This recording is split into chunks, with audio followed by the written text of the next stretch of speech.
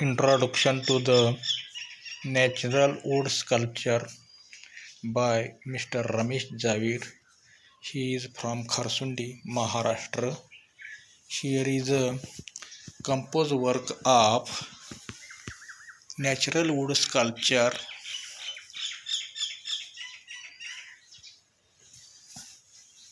There are some birds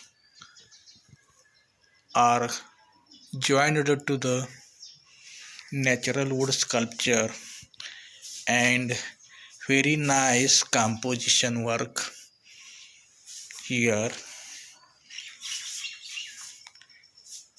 Mr. Ramesh Javir worked as a teacher in Rayat Shikshan Samstha, Maharashtra.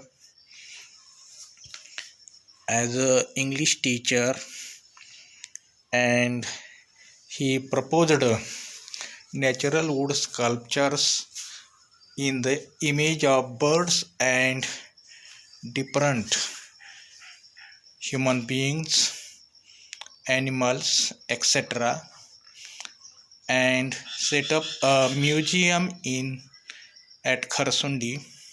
Thank you.